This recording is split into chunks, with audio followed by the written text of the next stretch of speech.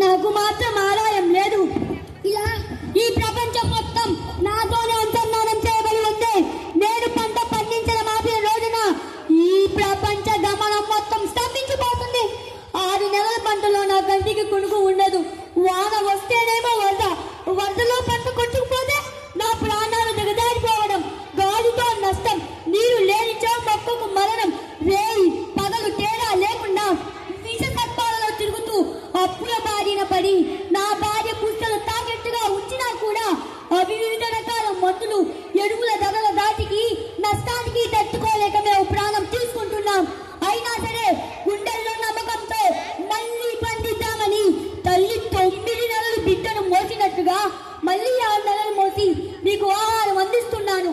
నేను ప్రపంచానికి ఆయుపత్తును, పల్లెటూరికి తోలనాన్ని, ప్రాణవాయువుని, ప్రకృతికి తల్లిదండ్రిని నేనే.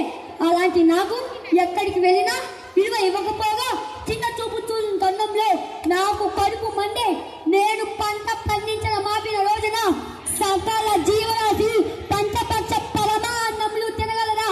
ఈ పట్నాలు అన్నీ నాకన్న బిడ్డలతో మరియు నేను ఇచ్చే సామాగ్రితోనే రూపుదాల్చాయి. ఎంత కోటికి పలవెత్తిన వారైనా, నిరుపేదలైనా శ్రామికుల కోసమే ముప్పూటలా ఎదురు చూడాలి. పాడి పంట ప్రకృతి లేక ఆహారం కొత్త ఏర్పడి నేను అంతరించే ముప్పు రాబోతుంది.